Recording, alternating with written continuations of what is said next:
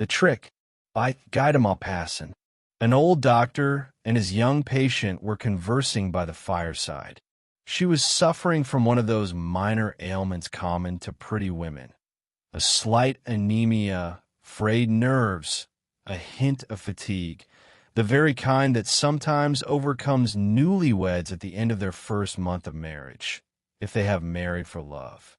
Lying on a lounge chair, she said, "No, doctor, I will never understand how a woman could deceive her husband.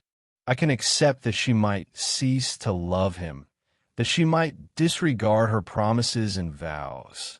But how can she give herself to another? How can she hide it from everyone?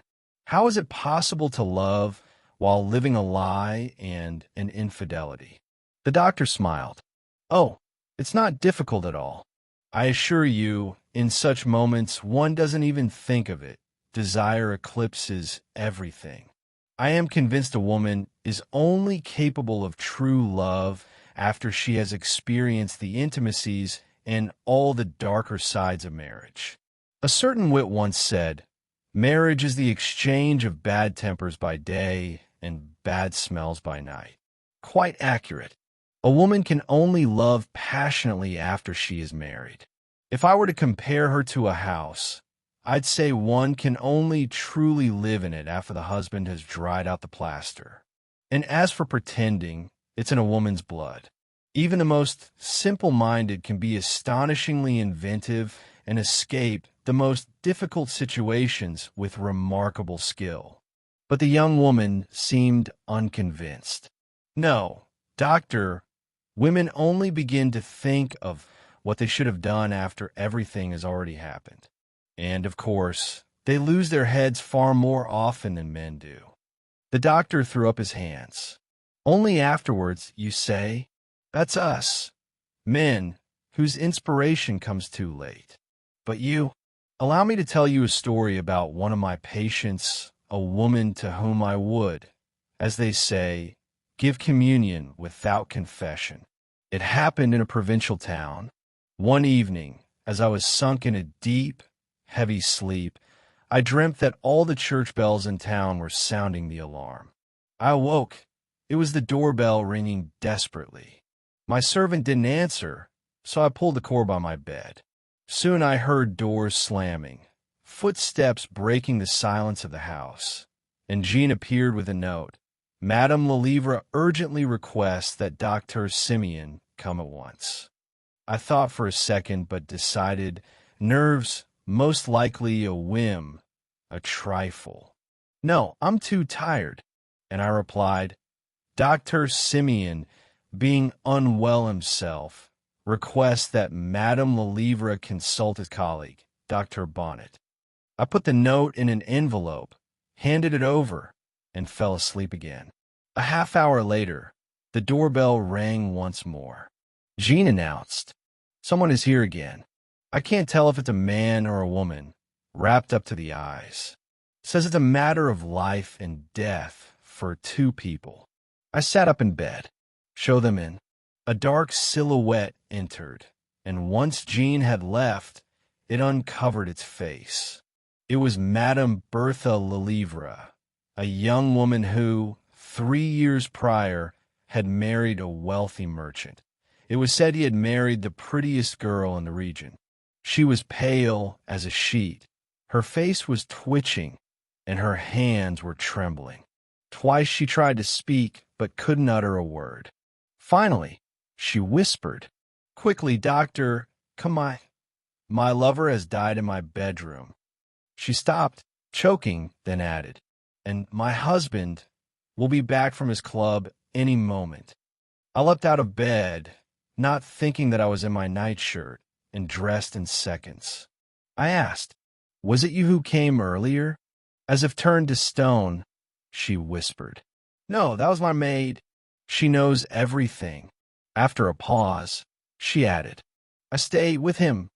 A cry of agony burst from her chest, then a sob caught in her throat, and she began to weep, desperately, convulsively, for a minute or two. But the tears suddenly dried up, as if scorched by an inner fire, and once again tragically calm, she said. "Let's go." I was ready, but I exclaimed, "Good heavens, I didn't order my carriage." She replied, "I have his. It was waiting for him." She covered her face again. We left. In the darkness of the carriage, she suddenly seized my hand, gripping it with her slender fingers and stammering as if her heart were in her way. She whispered, "Oh, if only you knew how I suffer. I loved him madly, like a lunatic for 6 months." I asked, "Is anyone awake in the house?" She answered, "No one, except Rose. She knows everything." We stopped at the house. Inside, all was silent.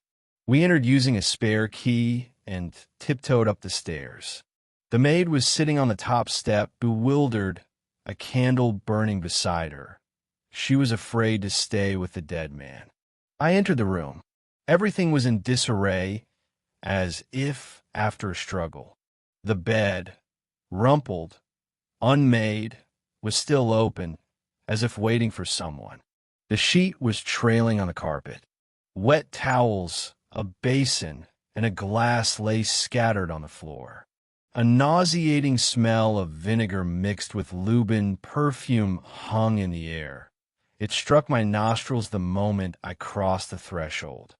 On the floor, stretched out to his full length, lay a dead man, right in the middle of the room, like a forgotten object.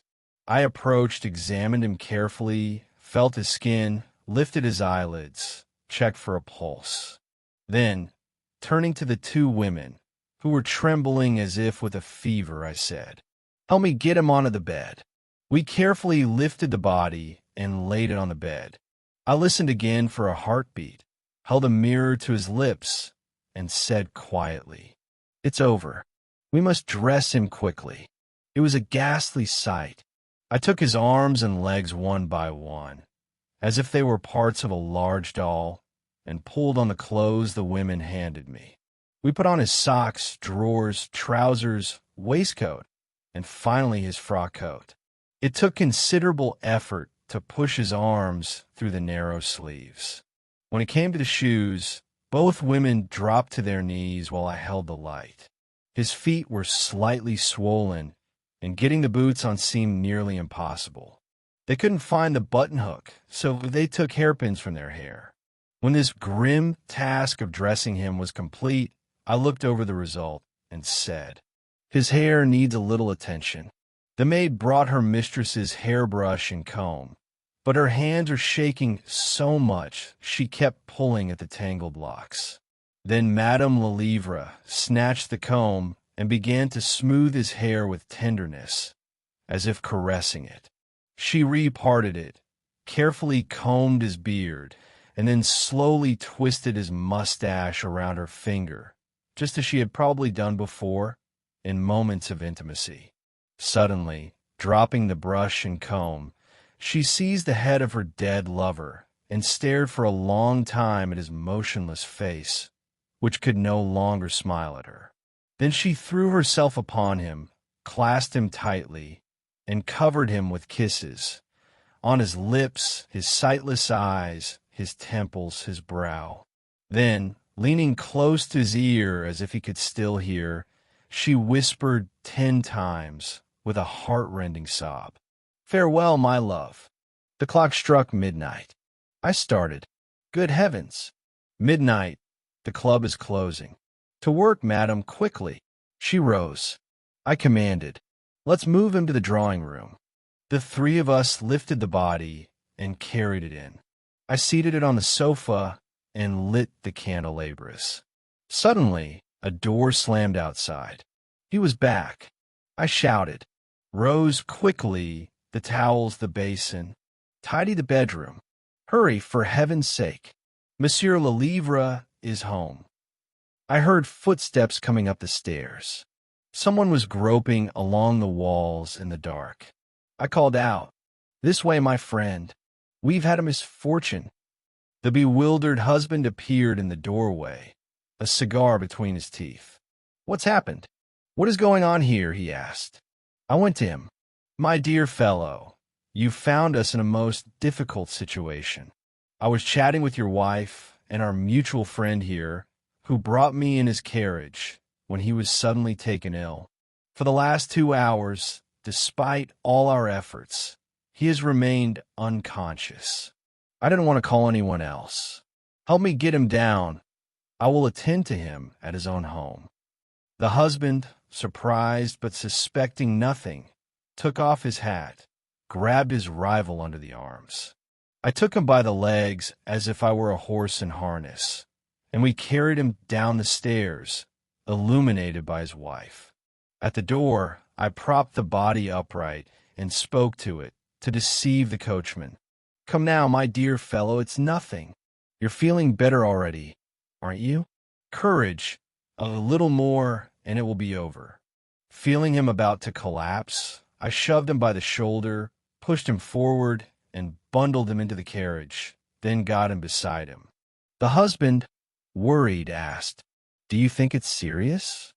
I smiled and said, "No," and glanced at his wife. She, holding her husband's arm, was staring into the darkness of the carriage, as if saying a final goodbye. I shook their hands and told the coachman to drive on.